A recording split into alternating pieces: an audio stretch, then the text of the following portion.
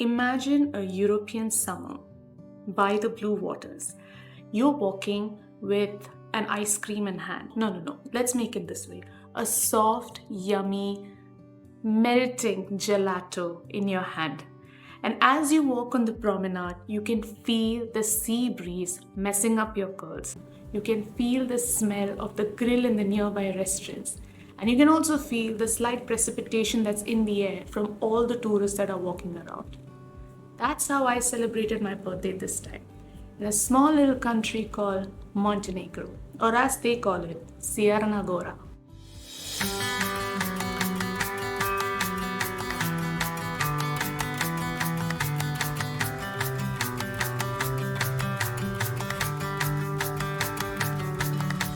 Hey everyone, my name is Ankita Menon and welcome to my YouTube channel AnkiTalkies, where I will be sharing my observational perspectives and intuitive insights on whatever catches my fancy. Bear in mind, I am no expert, but I'm just a girl who has had a lot of experiences and I just want to share my original thoughts on whatever I see at the moment based on what I've gone through.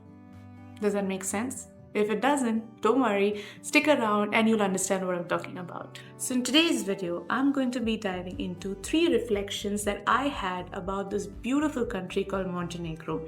This was my birthday trip. This was a place that I randomly got to know through an Instagram reel. It is such an underrated gem. I'm telling you, if you can go to Montenegro, if you get a chance to go to Montenegro, do go. Like, you are not going to regret this trip. I don't. I still miss it. It's been a month now since I came back from there and I still have dreams of that trip. It was such a great trip, to be very honest. Anyways, diving into my reflections about this whole trip and what I felt about Montenegro. Let's go. Small country, great attitude. Montenegro is a small country. It's not a hugely populated country also. I think there are only around 6 lakh people. One of the girls that I met at a restaurant also told me that this is so small a country that in 5 hours you can cover up the entire country. Like, if you take a car and drive, you'll finish covering up the entire country. What I really loved about the country are its people. I mean, Montenegrins, I felt they were so friendly and welcoming. They're not like rude to you, or there was no sort of undercurrent of racism or something towards us from anyone, any of the locals. I mean, I feel like when you go to a place, when you're checking out a place for the first time, the people make up so much of what you finally end up remembering about the place, right?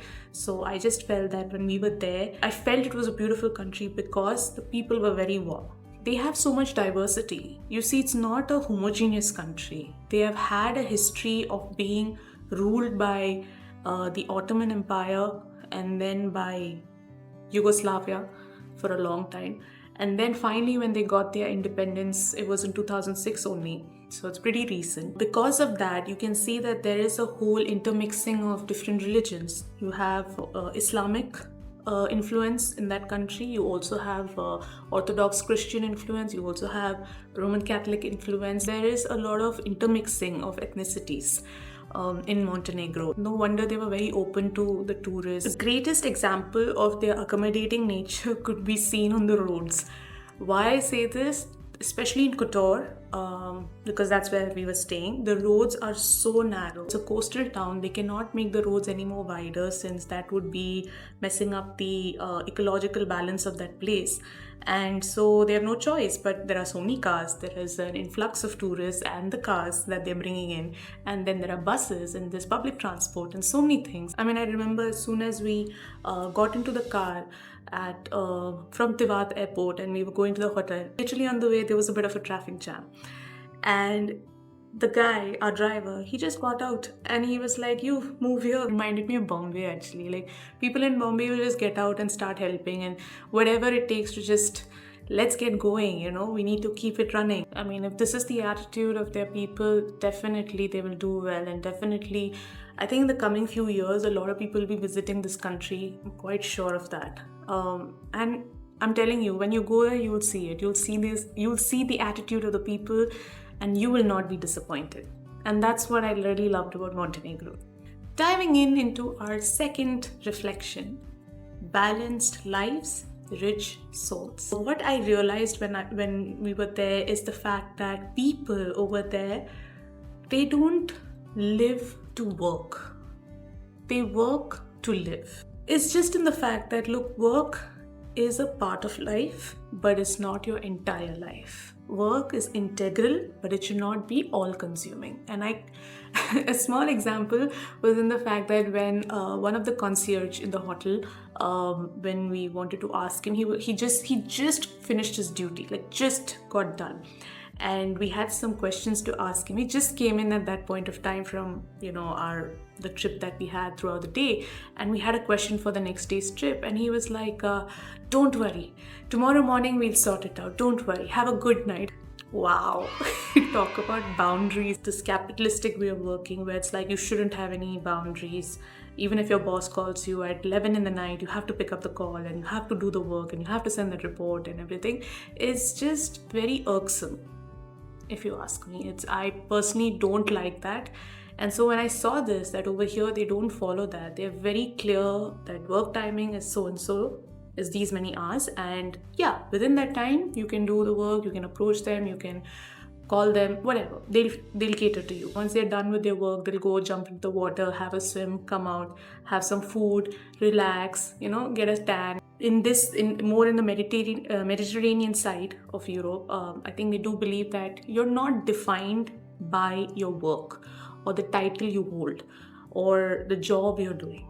You're defined by how you're living your life. That is such an interesting way of living, if you ask me. And I just thought, wow, I would love to inculcate that. The other thing that I absolutely liked was the fact that they were very close to their families. In the Western culture, it's not very common to see that. And I was quite surprised when they were saying that, no, for us, family is very important. When we were sitting down for dinner with one of our drivers, and he was just talking about his kids and, how about his daughter, and he was sharing stories about his son, and you could see there is that closeness that they share with their family, and that just felt beautiful to know that family bonding, family time, respect to the family is there in this culture. Another thing about Montenegrins I felt was that they really take a lot of pride in their history and their culture. I remember when we went to this town called Cetinje, which is their old capital town. Definitely, if you're somebody who loves history, you have to check out that town. It's not just a very pretty town, very quaint town,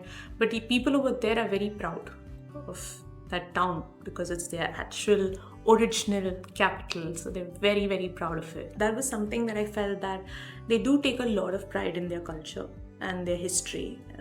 Any questions about their religion, about music, about dance, about the monuments that are there, anything you could ask them, and they would explain it with so much of pride. You could see that they're so happy to explain it to you. Diving into my third reflection, which is fascinating quirks, enduring charm. I'm going to be talking about what our guide told us during the trip. One is that the region defines their attitude. If you go to the mountains, the people over there are stoic, serious, but extremely kind and helpful. The people in the coastal towns are warm, just like the sea. Warm, carefree, friendly, helpful, and crazy. Like they love to have fun. And the people in Podgorica, these are his words. I'm not making this up. I don't even know much about it. But this is what he said, that they are ruthless. Because that's your business capital, your political capital. They are what they are. They are ruthless, they are mean, they are always angry about something. This girl we met at a restaurant, and I was just talking to her, I was having a conversation with her. She was saying that she misses her life in the mountains. It's too hot in this part of the country. So she's like, at least the mountains are cooler, the air is fresher, I like it over there. But the money is here because tourism is here, right? So the money is here. So yeah, for work I have to come down here, but I absolutely love the mountains. So I thought it was very interesting to see that how a region can define a person's temperament and their a general attitude to life. Another interesting thing that we got to know was that our driver, like I said, these are his words, these are not my words, okay? He said, Montenegrins are too lazy. The only sports we'll be good at are water sports. That's it. We don't like to sweat too much. So don't expect us to be there for the major sports that are there. And I think that was quite evident when we were traveling. We could see so many Montenegrins just loving the water and swimming and kayaking and rafting and speedboating, whatever it is, like whatever water related activities were there, they were all there. They were all either inside the water or sitting near the water and enjoying themselves. One thing I have to tell you guys is that Montenegrins, the men and the women, they are tall. I mean, I don't know what is in their genes, or maybe it's their diet, but they are so freaking tall. All of them. Like, the men are really tall and built, like manly. Really nice. The youngsters speak really good English, let's put it that way. If they were slightly of the older generation, maybe not so much. Budva is where Gen Z comes alive. And that's because the nightlife happens in Budva actually. Budva is where I felt like there were too many youngsters and modern construction. Basically, if you go and research in Montenegro, just type it on YouTube, there'll be a lot of these videos that crop up that will show this orange roof houses. And that's such a peculiarity of their coastal region. When we were driving through Budva, we could see a lot of modern houses, like how you would see in Dubai and all that, those kinds of houses. So I think property and real estate is a pretty big thing in that city. My favorite places out of all the cities and towns that we visited in Montenegro were Perast and Setime. Honestly, I felt really like I was in some sort of a fairy tale when I was walking through those towns. I probably didn't know much about Montenegro. I got to know about it as we were in that country, and I just fell in love with the quirkiness of that place, and I felt like it just added to the character of that country. Here's 5 interesting facts that we heard or we observed while we were traveling in Montenegro. First off, Tivat airport is really small. It's not fun when the heat is sweltering and you have so many tourists all huddled up together in a small cafe. I think they really have to work on their airport because people are going to visit your country, my friend. Make it bigger. Like, people are going to start visiting your country. 2. Driving with headlights is obligatory even during daytime. Third point, not all public toilets are clean and you will be charged €1 sometimes to go and do your business in the washroom. 4th point, their cuisine. The Montenegrin cuisine is mainly meat and seafood. Maybe you might not have a lot of options if you're the type that wants to try out the local cuisine, but you're a vegetarian. Yeah, maybe that might be a little difficult. 5th point, this was really interesting. When we were going to Skadar Lake, in that region there was a roundabout, and that roundabout had this statue of the men in traditional costumes doing their traditional dance. Now, their traditional dance is basically men going in circle, and there are men standing on top, on their shoulders, in that circle. It kind of reminded me of Janmashtami, like how we climb on top of the person to break the dahi handi. Of course, there's no breaking here, I hope. Yeah, I mean, like, it just was quite interesting that their traditional dances like this. So this was my reflection video. This is not a travel video. This is just something that I felt like I wanted to speak on because I truly enjoyed that trip. This was more like me reflecting on what I really loved about the trip and just sharing it out there with you guys. Thank you so much, my lovely oddballs, for watching this video. I am Ankita and this is my YouTube channel, AnkiTalkies. If you like this video, please click on the like button. If you like the 5 interesting facts that I shared in this video, then do share this whole video with your family and friends that you would like to take or plan a next trip to Montenegro. And don't forget to subscribe to my channel.